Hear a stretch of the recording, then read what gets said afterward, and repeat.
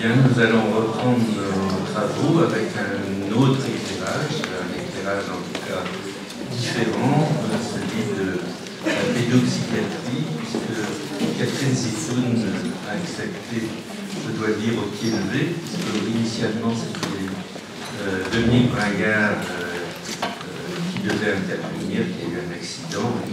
Il y a 2 jours, je sollicité Catherine Zitoun qui a répondu et qu'elle en soit profondément remerciée.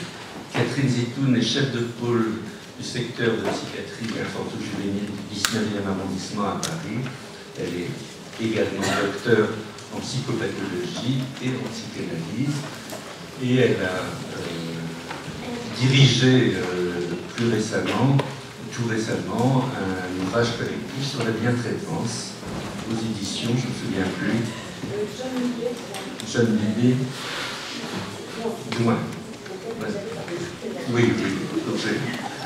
J'ai commis un article un peu virulent sur la bientraitance. Voilà, donc Catherine Zitoun va intervenir non pas directement sur la loi de 2016, mais finalement sur les contradictions ou les paradoxes auxquels sont soumis les jugés d'enfants et les équipes éducatives et les avocats et les administratifs sur effectivement cette injonction de maintenir les liens parents-enfants et en même temps la question de savoir à quel moment il faut séparer, jusqu'où il faut séparer, la question des statuts juridiques dont nous a parlé Madame Boutmoir, et on voit à quel point c'est compliqué comme question, c'est une question qui est sans cesse répétée, et Catherine Zitoun va nous apporter son éclairage, puisque les intersecteurs de pédopsychiatrie travaillent beaucoup sur la périnatalité, sur les placements familiaux thérapeutiques, et donc ils sont en plein dans cette question du maintien des liens, jusqu'où, comment, etc. Voilà, donc je laisse la parole à Catherine Zitoun. Hervé, je vous remercie de m'avoir confié et de m'avoir laissé tant de temps pour préparer cet exposé. Donc je m'excuse, j'ai fait de mon mieux parce que j'ai pas mal actuellement beaucoup de choses qui arrivent en même temps. Donc je vais essayer quand même de vous apporter quelques éléments de réflexion, étant entendu que la pédopsychiatrie n'est pas là pour décider où va l'enfant, par qui il est gardé, mais la pédopsychiatrie est là pour donner des éléments d'éclairage à partir de ces observations, soit au fil du temps dans les consultations de pédopsychiatrie publique, sachant que dans les consultations de pédopsychiatrie publique, dans les CMP, on travaille en équipe, donc c'est des équipes pluridisciplinaires avec des pédopsychiatres, des infirmiers, des éducateurs, des assistantes sociales, et on travaille également en concertation avec les partenaires socio-éducatifs, parfois, qui dans certains cas sont aussi missionnés auprès de ces enfants. Je pense à l'aide sociale à l'enfance, aux associations telles Olga Spitzer, etc. Donc, les éclairages que nous pouvons apporter, ils sont issus des observations que nous faisons tout au cours du temps, et j'insiste sur cette notion de tout au cours du temps. Ce n'est pas une observation ponctuelle une fois, mais c'est des observations itératives, non seulement à partir des entretiens qu'on a avec les enfants, à partir des entretiens réguliers que nous avons et que nous devons avoir avec leurs parents, et à partir de l'observation des relations parents-enfants. Et donc ces observations peuvent venir de cette place-là, peuvent venir aussi de nos consultations de périnatalité, qui sont dédiées aux enfants entre 0 et 18 mois, 2 ans, qui sont des consultations assez spécifiques avec des équipes formées à la prise en charge des bébés et de leurs parents. Et enfin, nos observations, parmi les lieux d'observation, nous avons également par exemple, des accueils familiaux thérapeutiques. Et à Paris, il y a 2 accueils familiaux thérapeutiques dans le cadre du secteur sanitaire, et dans mon service, il y a un des 2 accueils familiaux thérapeutiques qui existe depuis une trentaine d'années, et il se trouve que j'en suis aussi le médecin responsable. Donc c'est également un point d'observation privilégié des problématiques qui peuvent exister dans la relation parent-enfant, voilà. Mais on va y revenir. Alors, je précise, donc on va aujourd'hui, je vais vous donner quelques notions comme ça, très rapides, hein, que vous pourrez approfondir sur la question de la théorie de l'attachement. Et puis, voilà, un petit historique, quelques vraiment brefs points cliniques. Et voilà, et enfin, je parlerai ensuite de clinique, que je mettrai en dialogue avec ces théories de l'attachement. Peut-être si je peux faire aussi la question d'évaluation des expertises, si on a le temps. Si nous avons le temps, nous travaillons en effet aux questions des expertises avec voilà, une collègue avocate que je crois avoir aperçue d'ailleurs. Une de vos collègues avocates et voilà. Alors, précisons tout de suite, c'est important de préciser que l'être humain fait partie de la seule espèce animale qui n'est pas formée à la naissance sur le point de vue cérébral et neurologique. On parle de néothénie. Le bébé naît avec une quantité, des millions, des milliards de neurones, mais ces neurones ne sont pas interconnectés. Et encore très peu, il y a peu de synapses, peu de connexions synaptiques. Et en fait, ces synapses, ces connexions vont particulièrement se développer dans les premières années de la vie, mais elles ne se développent pas comme ça par magie. Elles se développent dans le lien avec l'environnement et dans les interrelations avec l'environnement. Donc ça, c'est une notion extrêmement importante. Et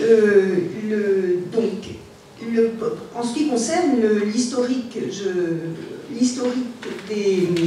de cette théorie de l'attachement, ça a commencé pendant la Deuxième Guerre mondiale avec Anna Freud qui observait ces enfants qui étaient placés suite à des séparations brutales, à des traumatismes, au bombardement à Londres, suite au décès parfois de leurs parents, qui étaient placés dans les orphelinats, et elle observait une clinique très spécifique de ces enfants, aussi bien au niveau organique, ils étaient petits, ils avaient déjà, elle observait des troubles du lien avec l'autre, mais en fonction des orphelinats dans lesquels ces enfants étaient placés, eh ben, il n'y avait pas la même clinique. Dans certains orphelinats, les enfants mouraient très vite, et dans d'autres, ils développaient les liens à autrui, et voilà, tout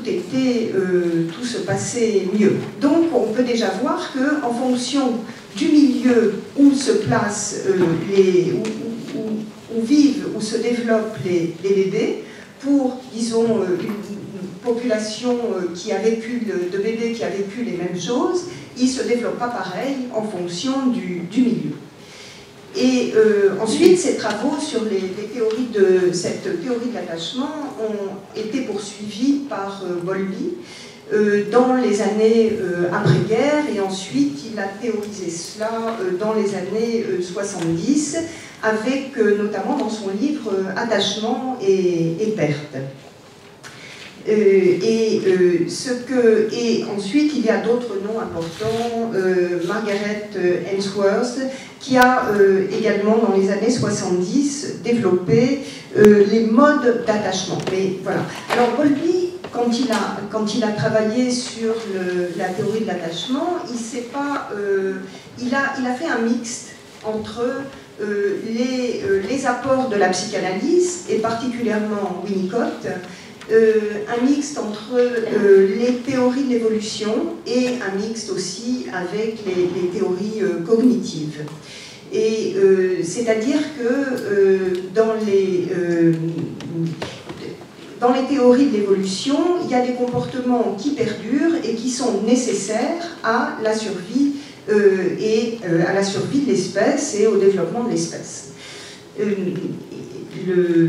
vous renvoie à l'excellente émission du samedi matin de Jean-Claude Amessen sur les épaules de Darwin, où vous pourrez vous régaler si vous n'avez rien d'autre à faire le samedi matin.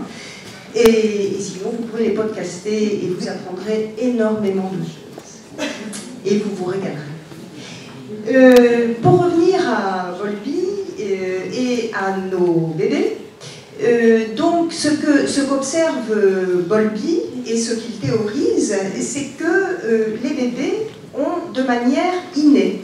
C'est pas une volonté, c'est pas, il va pas réfléchir.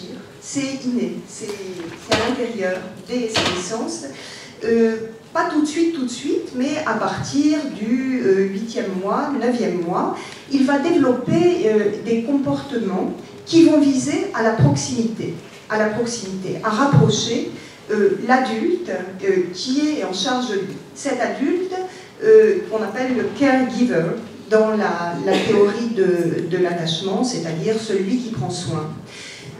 Donc il va développer le bébé va développer des comportements qui sont des comportements de rapprochement. C'est-à-dire, alors ces comportements, il va particulièrement les développer en situation de stress. Et ça va être les pleurs, par exemple, quand il a mal, quand il a froid. Et immédiatement, ça va provoquer chez l'adulte, caregiver, une réaction. Pareil, cette réaction, elle n'est pas programmée, elle n'est pas réfléchie. C'est pas de l'ordre de la volonté.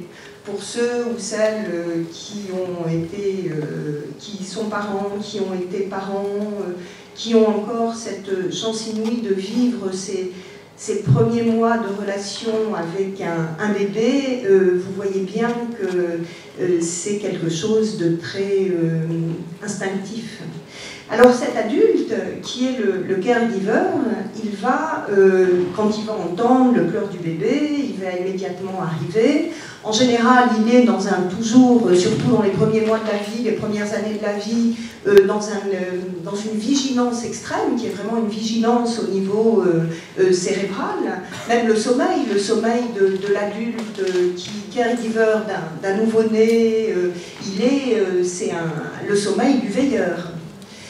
Et donc cet adulte, il va immédiatement développer des comportements pour apporter, pour soulager le bébé, pour lui apporter ce dont il a besoin, pour évidemment décoder, pareil, c'est en principe instinctif, on ne réfléchit pas. Décoder ce dont le bébé a besoin. Le bébé à la naissance, dans les premiers mois, il ne sait pas parler. Donc, l'adulte, il va décoder. Il va décoder aussi les émotions du bébé, les affects du bébé.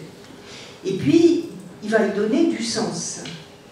Il va lui donner du sens, c'est-à-dire qu'il va les parler au bébé.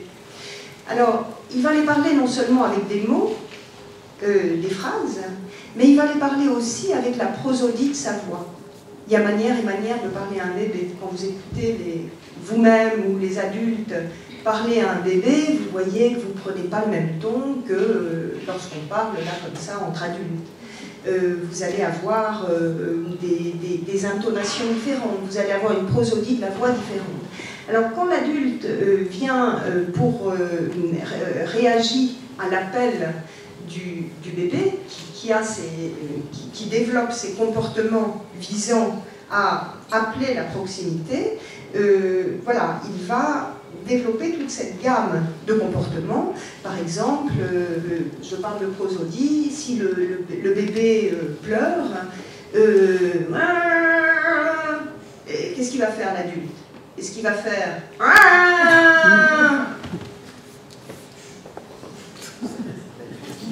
l'adulte, il va plutôt accompagner. Il va plutôt accompagner avec sa prosodie. Alors, ça peut être en fonction des fois que nous avons. Oh, mais tu pleures, mais pourquoi tu pleures, mais qu'est-ce qui t'arrive? Et puis, oui, enfin, c'est pas. Je ne pense pas. Non, moi, je caricature là, et puis on a peu de temps, si on veut brosser un peu un petit panorama comme ça, mais voilà, c'est pas du gâtisme que d'être comme ça à l'écoute et dans la mélodie et la temporalité et du bébé. C'est pas.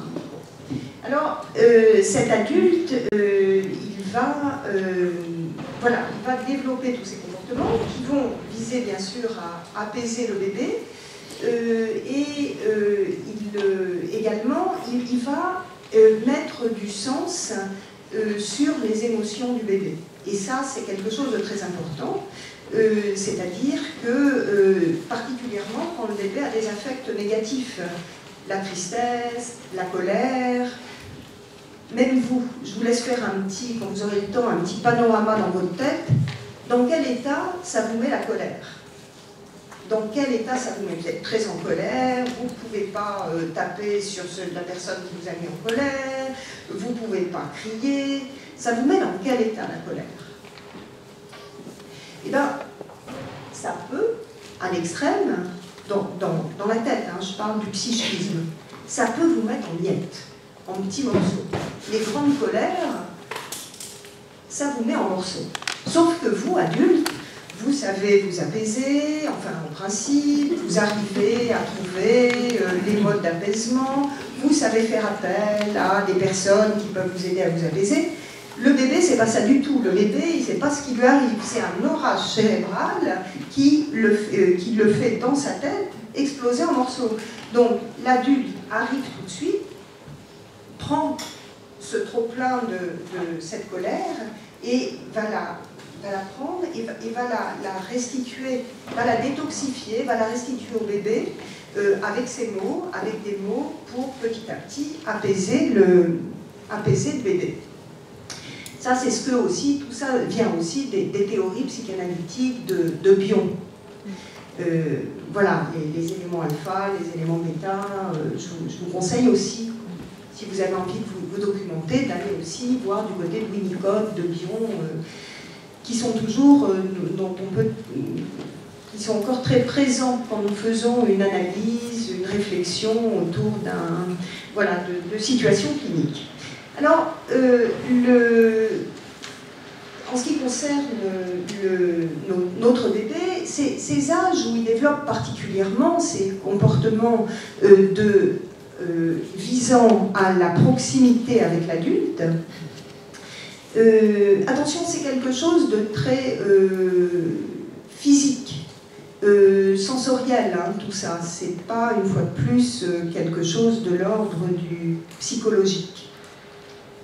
Mais alors ces âges dans lesquels il développe tout particulièrement ces comportements de rapprocher avec l'adulte, c'est pas tout à fait dans les premiers mois, ça commence vers l'âge de 8 mois. Dans les premiers mois, il y a les comportements de pré-attachement, il y a le sourire, il y a le regard vers l'adulte, et quand vous entrez dans une pièce où il y a un bébé, et puis que ce bébé comme ça, il vous regarde, ce bébé avant 8-9 mois, il vous regarde, immédiatement vous êtes magnétisé par son regard.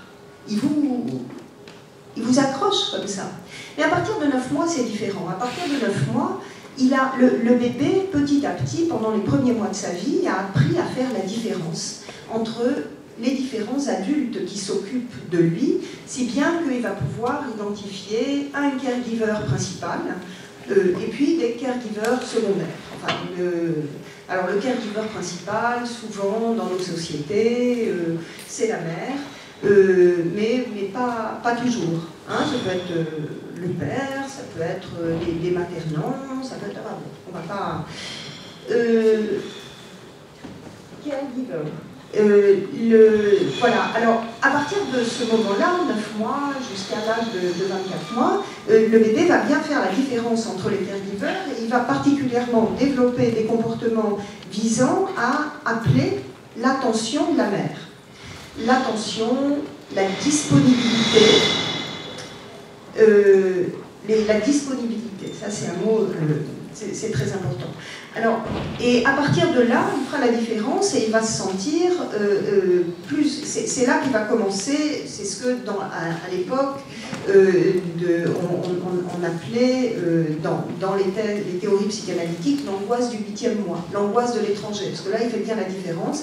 Et l'étranger, c'est celui qui peut menacer aussi cette relation privilégiée entre le bébé et sa mère. Il peut la menacer au sens où il peut être là pour, dans les prémices de la pensée du bébé, il peut être là pour opérer une séparation entre la mère et le bébé.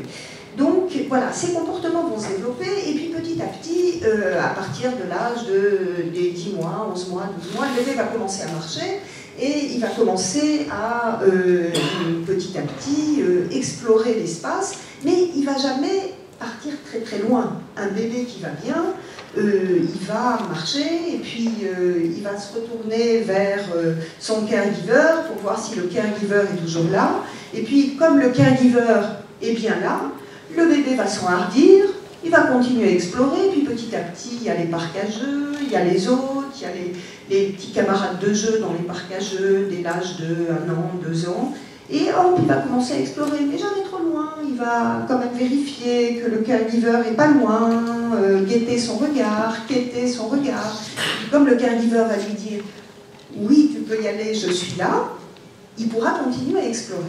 Ça, c'est l'idéal, c'est ce qu'on appelle, il y a les types d'attachement ont été catégorisés, et il y a des modes d'attachement, et ils ont été catégorisés en gros en trois catégories: l'attachement sécure, l'attachement insécure, et puis à l'intérieur de l'attachement insécure, il y a l'attachement évitant et l'attachement désorganisé.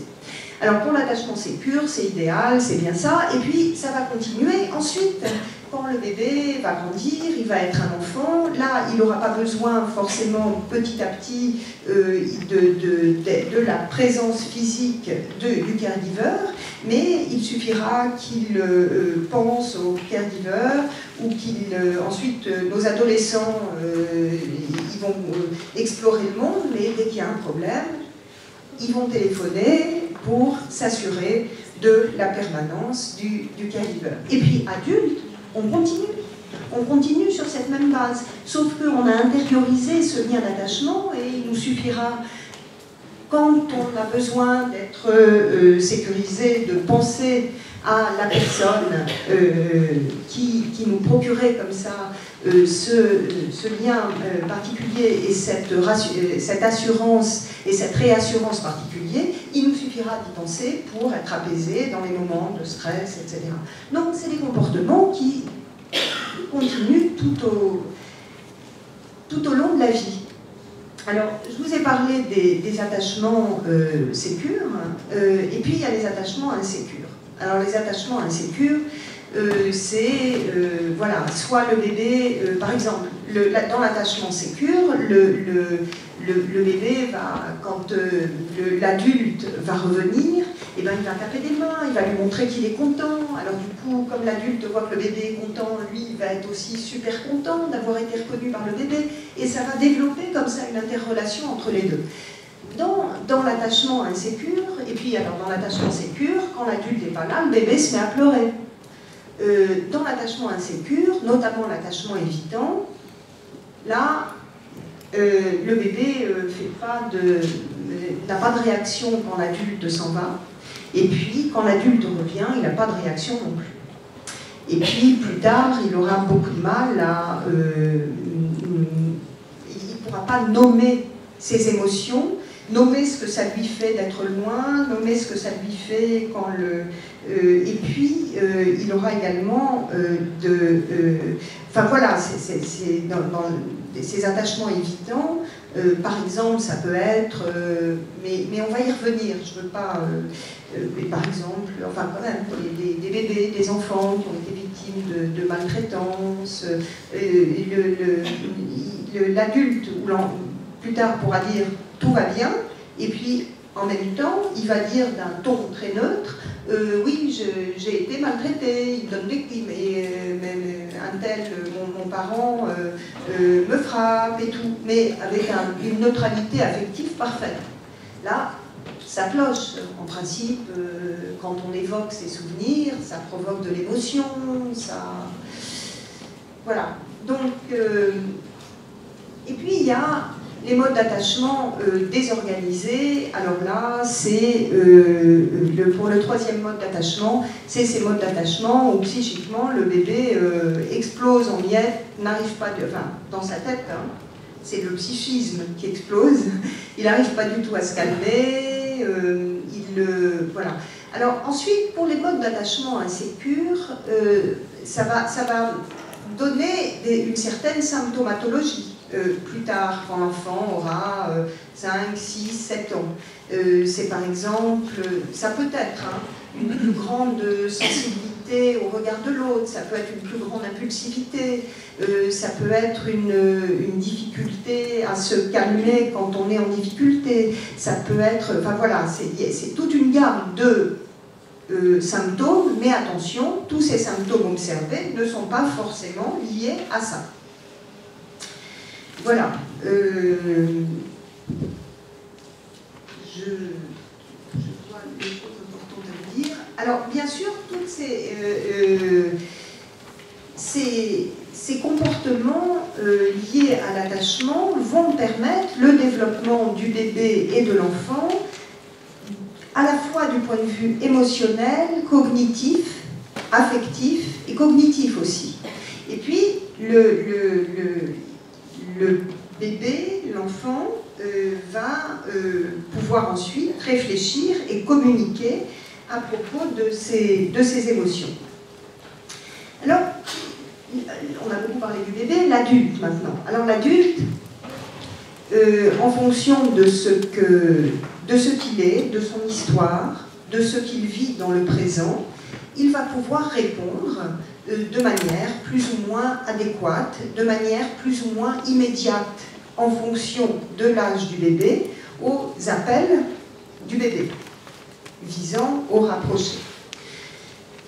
En principe, ce que Winnicott, le psychanalyste anglais, appelait la good enough mother, en fonction de l'âge du bébé, l'adulte pourra répondre immédiatement. Je vous ai à plusieurs reprises tout à l'heure parlé de ce mot immédiatement, parce que la temporalité est fondamentale. Il pourra répondre, c'est pas moi, il pourra répondre au téléphone,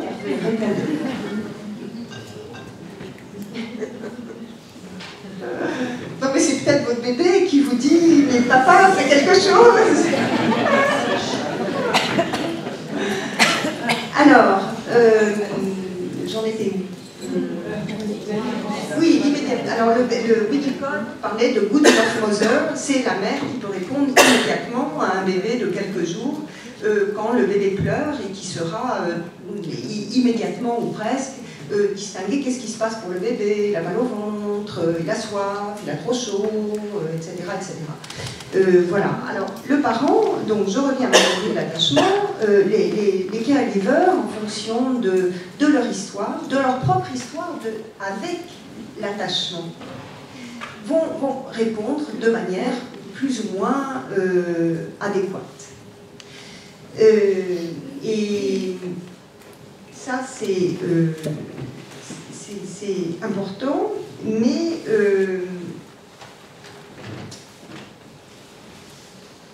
ce qu'il faut voir, c'est que c'est pas, comment dire, ce n'est pas uniquement les réponses de l'adulte, caregiver, qui vont déterminer le mode d'attachement de l'enfant.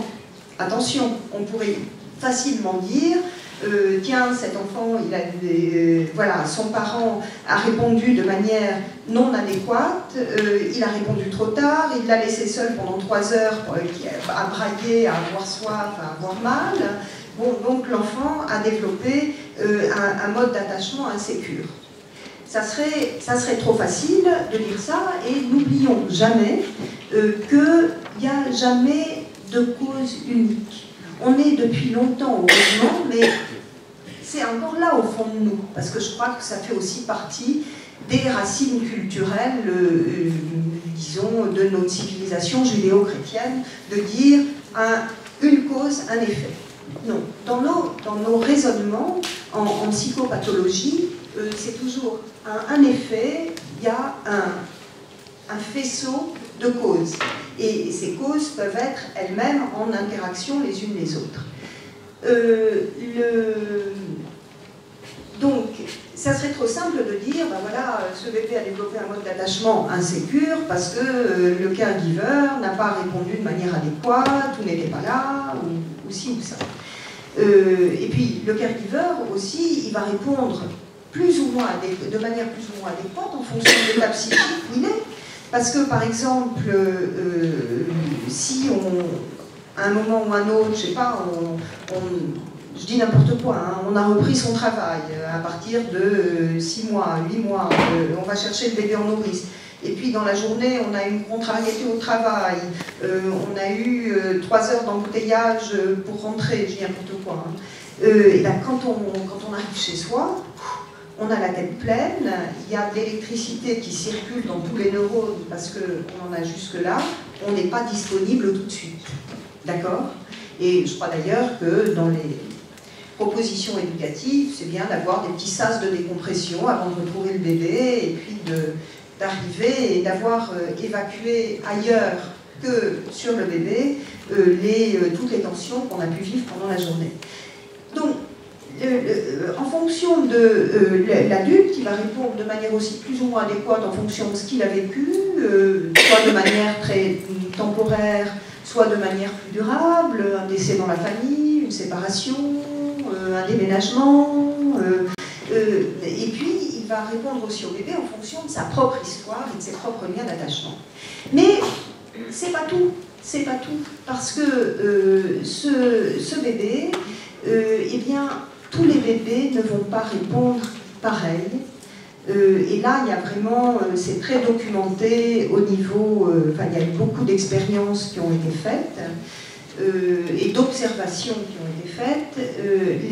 Il y a aussi une question de tempérament du bébé. Voilà, les bébés, en fonction de leur tempérament, et là, ça renvoie à du biologique, pas seulement, mais ça renvoie aussi à du biologique. Ça renvoie à de l'hormonal et notamment tout le système nerveux autonome, hein, sympathique, parasympathique, et qui va se déclencher plus ou moins vite en fonction du stress et de l'apaisement. Et ça va dépendre aussi, la réponse du bébé à ce qu'amène le caregiver va dépendre aussi de son patrimoine génétique. Et là, il commence à y avoir quelques observations là-dessus, où notamment, mais là on reste très prudent parce qu'il n'y a pas de cause unique. Et c'est pas parce qu'on a vu des modifications des récepteurs à la sérotonine, hein, qui est un neurotransmetteur qui notamment intervient dans la dépression, etc. C'est pas parce qu'on a vu des modifications des récepteurs à la sérotonine chez les bébés insécures qu'on va dire, tac, les bébés insécures, c'est plus compliqué que ça. Mais il ne faut pas oublier toute la question de l'épigénétique aussi. L'épigénétique, vous savez, c'est tout ce que peut... Il y a un patrimoine génétique, mais ce patrimoine génétique, il va s'exprimer ou pas en fonction de la réponse de l'environnement. Voilà, alors ça c'est important. Donc, comment dire, à caregiver égal ou à réponse égale du caregiver, et bien, tous les enfants ne répondront pas de la même façon. Ça va dépendre aussi de leur tempérament, de leur part génétique, etc. Alors ça, c'est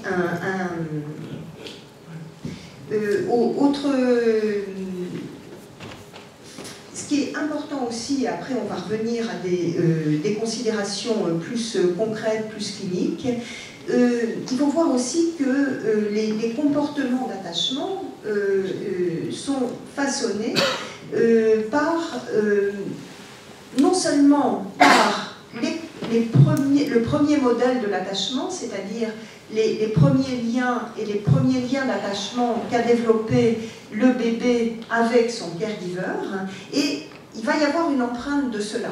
Mais c'est pas tout de dire ça, et ça ne va pas donner du déterminisme, du destin. C'est sûr qu'un attachement insécure dans les premiers mois de la vie, ça va avoir un impact. Ça va avoir un impact, mais par exemple, vous voyez par exemple tout ce qui a été fait dans les orphelinats en Roumanie. Les orphelinats en Roumanie, où on a vu des bébés qui étaient laissés à eux-mêmes pendant des mois, des années, personne ne s'en occupait, on voulait juste leur donner à boire, à manger, mais il n'y avait pas de lien affectif, etc. Quand les gens, après la chute de Ceausescu, sont entrés dans les orphelinats, ils ont vu ces enfants cachectiques, qui ne réagissaient pas, qui avaient le regard en l'air, qui avaient le regard figé, et puis ils les ont soignés, et les soins consistaient aussi à leur procurer des relations affectives de bonne qualité. Eh bien, beaucoup de ces enfants-là sont repartis, aussi bien au niveau de la croissance staturopondérale que au niveau de ce que de la manière dont ils pouvaient entrer en lien avec l'autre, nommer leurs émotions, même au niveau cognitif aussi. Hein. Y en a un qui est devenu professeur d'université. Donc tout n'est pas perdu. Donc non mais c'est important de le dire, parce que les choses ne sont pas figées. C'est pour ça que j'insiste sur la question la question longitudinale et la question de qu'est-ce que ensuite, comment va pouvoir être traité un bébé un enfant qui a pu avoir dans sa première enfance un mode d'attachement insécure. Parce que si ensuite d'autres adultes, si par exemple il a été séparé de ses parents par voie de justice, d'autres adultes s'occupent de lui et il développe avec ces autres adultes une relation d'attachement de bonne qualité, ça va faire empreinte aussi. Ça va lui montrer d'autres modèles d'attachement qu'il va pouvoir engrammer et ensuite développer sur ses relations avec les autres. Donc ça, c'est très important. Ça fait aussi... là, je parle aussi de résilience. Oui. Ouais. 18. Je surveille l'heure. Non mais attendez, là, je vais dire encore 3 mots, puis après je vais laisser la place à la discussion, c'est ça. Ce qui est important, c'est que dans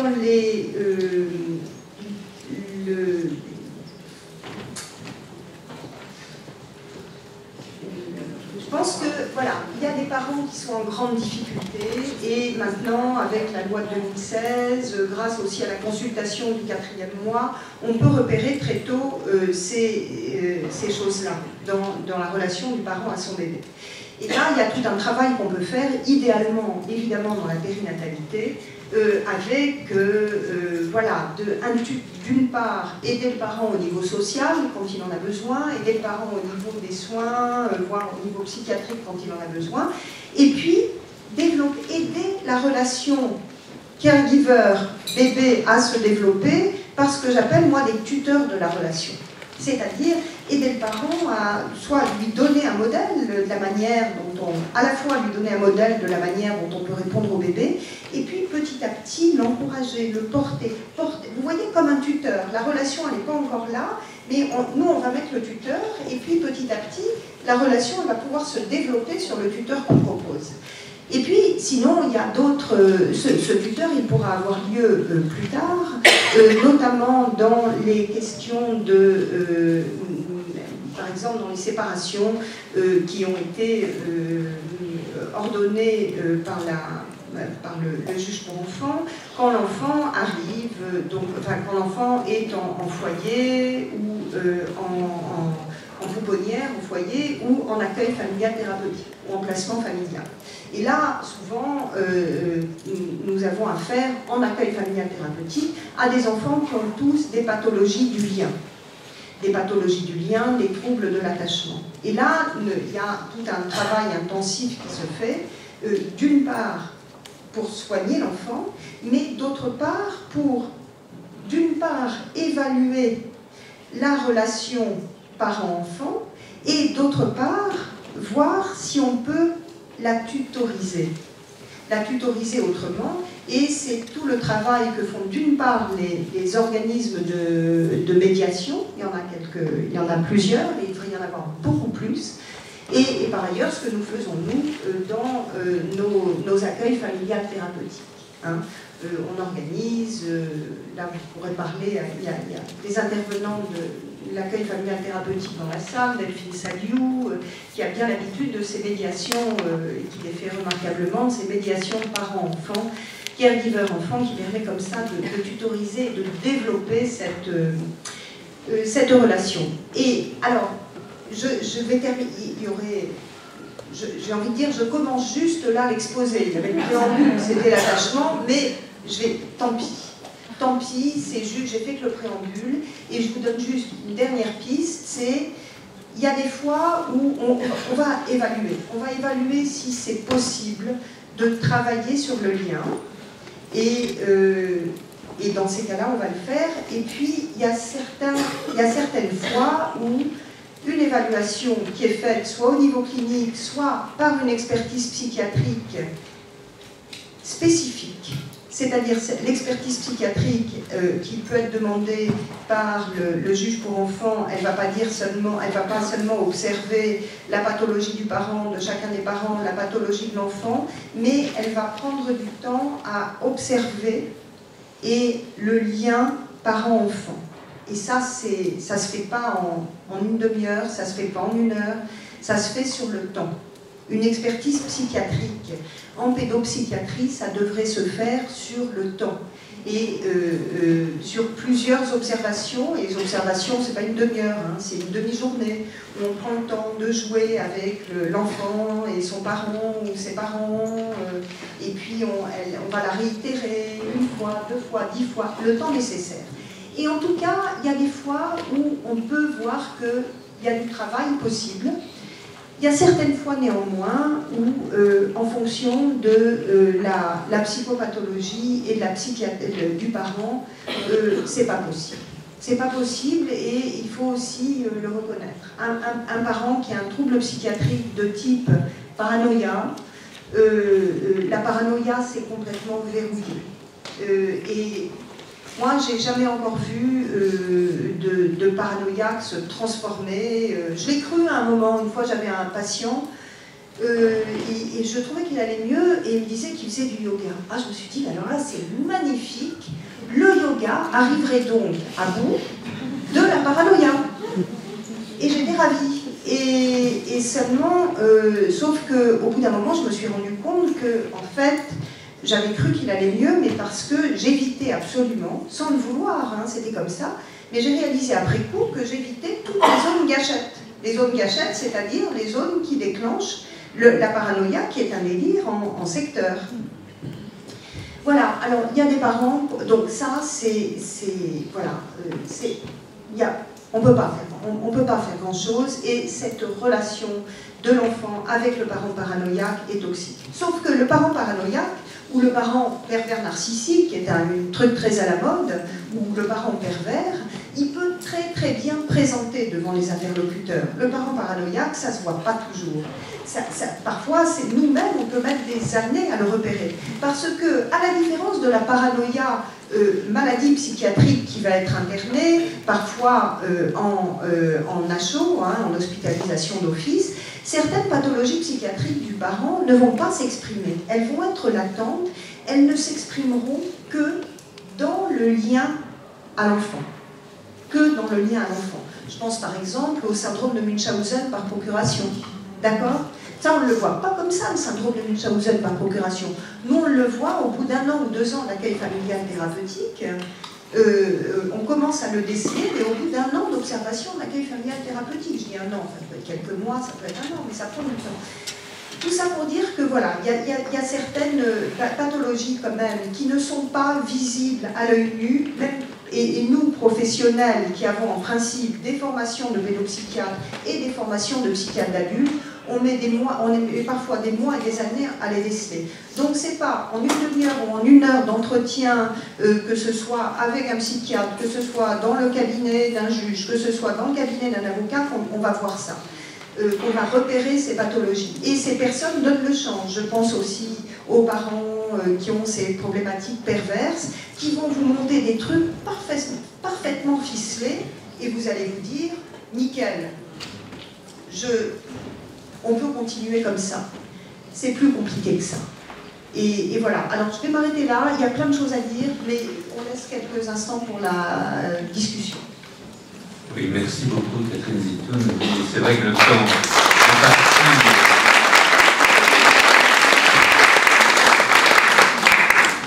Je veux dire que le préambule était passionnant, mais l'après-préambule c'était tout à fait dans notre champ, et c'est vrai qu'on regrette de manquer de temps avec vous.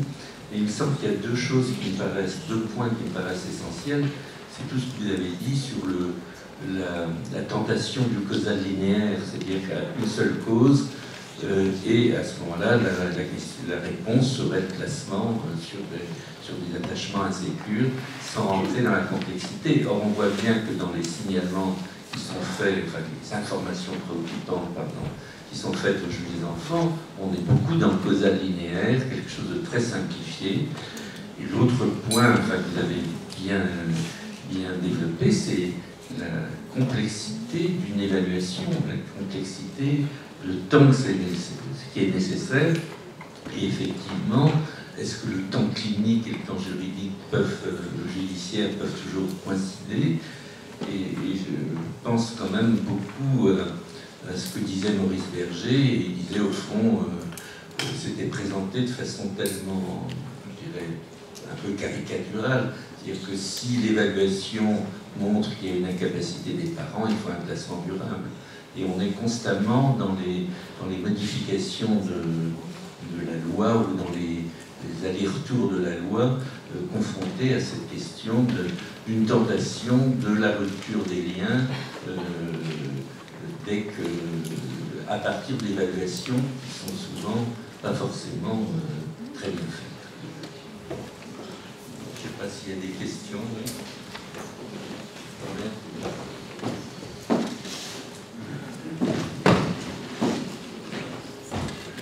Bonjour, merci pour votre intervention. Je suis le Dr Cohen-Herlaine, je suis pédopsychiatre et expert judiciaire.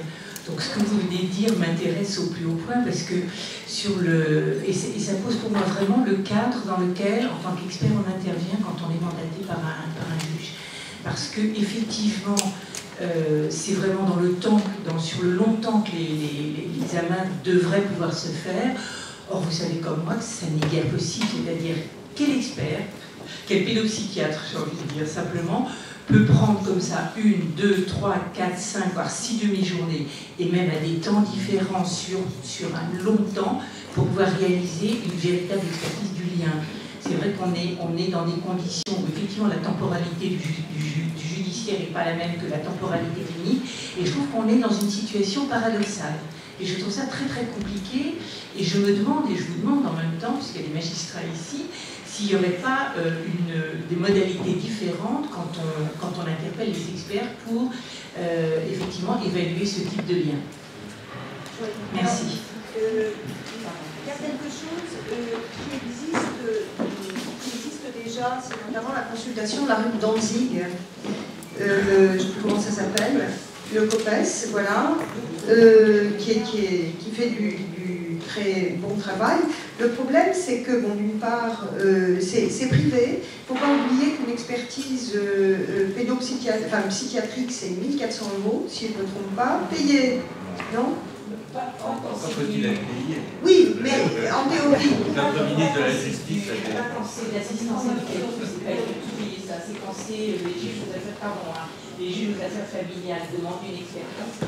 Oui, effectivement, voilà. C'est correctement payé. Mais quand on est mandaté par un juge des enfants, ça n'a rien à voir. D'accord. Mais la question n'est pas là. Mais si, mais ça m'intéresse, on en parlera après. Non, ça c'est un petit point de détail, on en parlera. Mais ce que je veux dire, c'est que justement, bon, moi je suis beaucoup, comment dire, heurtée parfois, mais vraiment profondément par des conclusions qui sont faites à partir d'expertises psychiatriques qui sont, comment dire, qui demanderaient, qui sont faites très rapidement, et je comprends bien qu'on n'ait pas le temps, ni quand on travaille en cabinet, ni... bon voilà, donc c'est juste, on va faire une expertise psychiatrique pour des liens parents-enfants en 2 heures. Or là, vous avez bien compris, à travers mon exposé, que c'est impossible.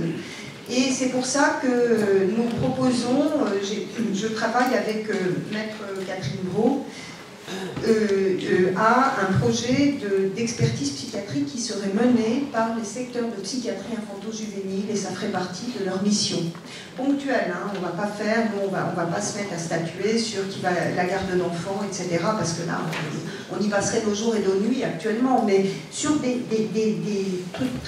cas très particuliers comme ça, si c'est les secteurs de psy infanto-juvénile publics, les secteurs sanitaires qui font cette mission, à ce moment-là, on dit que ça fait partie de leur mission et ils y prennent le temps nécessaire.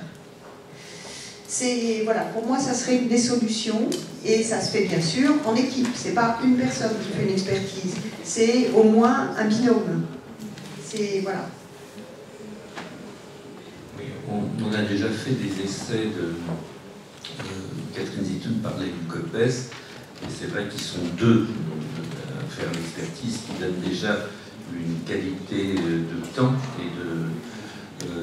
mais un des problèmes du COPES, c'est qu'on leur envoie les situations les plus difficiles, et que très souvent, en fait, ce qu'on leur demande, c'est indirectement plutôt un diagnostic qui permet d'asseoir une décision judiciaire, plutôt qu'une offre de travail ou un début de travail possible avec les parents et les enfants. Et je pense qu'il y a vraiment quelque chose à inventer. On a aussi beaucoup développé au niveau des juges pour enfants des expertises avec des interactions, c'est-à-dire que c'est à la fois sur les parents individuellement, sur la relation de couple, sur la relation des parents avec leurs enfants. Alors ça demande effectivement un temps beaucoup plus important déjà, mais on est déjà quelque chose sur au moins les interactions et non pas sur un diagnostic, puisque la question des expertises, c'est qu'est-ce qu'on en fait sur le plan judiciaire. Si c'est uniquement pour dire vous êtes fou, enfin je caricature, je veux dire ça n'a aucun intérêt, et je pense que là il y a vraiment à intégrer les expertises comme des offres de pensée pour les familles, et pas uniquement comme une aide à la décision, mais ça suppose un changement je dirais, de braquet. Est-ce qu'il y a d'autres questions? Geneviève? Tout à fait.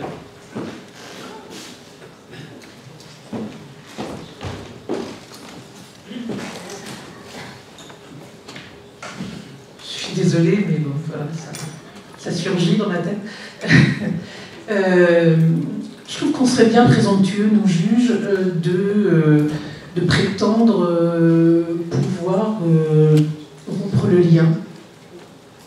C'est quelque chose qui me dépasse. Moi, la question bien plus terre à terre et bien plus humble que je me pose, c'est qu'est-ce qu'on fait de cette recherche par les enfants du lien avec un parent impossible? Comment on se débrouille avec ça? Des parents dont on sait qu'ils vont être toxiques, comme on dit, nocifs, et des enfants qui sont en demande. Et c'est pas la décision judiciaire qui va faire que ces parents ne seront pas leurs parents et que ces enfants ne seront pas en attente de ces parents-là, quels qu'ils soient.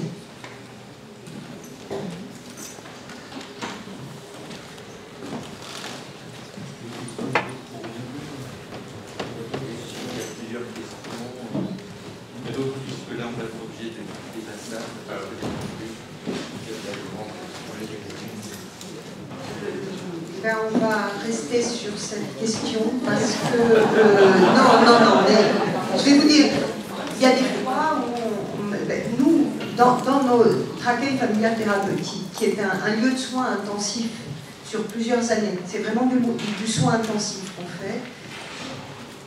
On arrive dans certains cas à détoxifier, j'emploie ce mot comme ça, détoxifier la relation parent-enfant. C'est-à-dire que petit à petit, l'enfant, il repère là où son parent ne va pas du tout, là où son parent n'est pas bienfaisant, là où son parent n'est pas bienveillant, là où son parent décroche du point de vue psychiatrique. Et puisse donc que cet enfant puisse se protéger de ça à ce moment-là. Et on fait ce travail, on y arrive avec plus ou moins de succès. Nous, ce qu'on aime bien, c'est quand, par exemple, l'enfant commence à devenir critique avec son parent. Alors qu'effectivement, quand il y a un parent qui est maltraitant, souvent l'enfant, dans les premières années après la séparation, il est très très accroché à ce parent. Et il est, je veux dire, on peut partir on peut prendre son envol à partir d'une base solide. Le parent maltraitant, eh ben, cette base solide, elle n'est pas constituée. Alors l'enfant, effectivement, il s'accroche à ce parent. D'accord ? Mais voilà, ça c'est tout un travail thérapeutique au long cours, d'apprendre, d'aider l'enfant à repérer ces choses-là et à pouvoir s'en protéger, détoxifier le lien. Il n'empêche que, et on y arrive plus ou moins bien, et je vais vous dire, je pense que ça dépend aussi de la constitution psychopathologique de l'enfant. On y arrive plus ou moins bien avec des enfants qui n'ont pas de troubles psychiatriques. Maintenant, quand c'est des enfants qui ont des troubles du spectre autistique, quand c'est des enfants qui ont des carences affectives précoces, c'est beaucoup plus difficile. Et bon, on y arrive, c'est pas évident. C'est pas évident et je ne vous cache pas que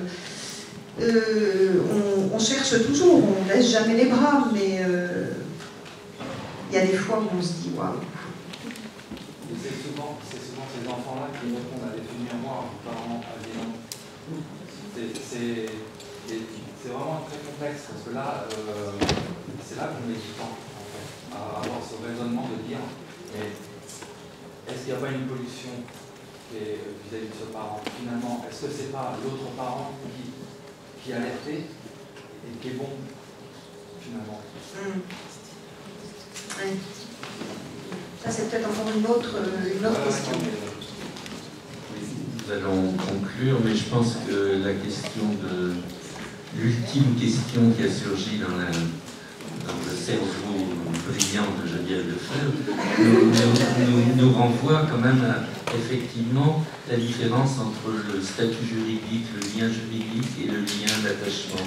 Et je pense que par exemple les situations de l'ancienne déchéance du retrait de l'autorité parentale, on voit des enfants qui demandent à reprendre contact avec les parents et on n'est pas dans le même niveau logique.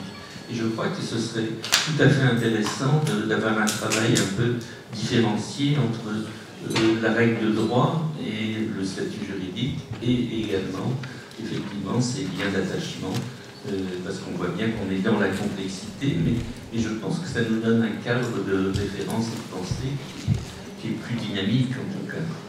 Et je salue beaucoup votre initiative de travailler sur les expertises et sur les évaluations, parce que je pense que c'est une des clés de ce qui nous manque, nous, juges d'enfants, comme outil pour prendre des décisions.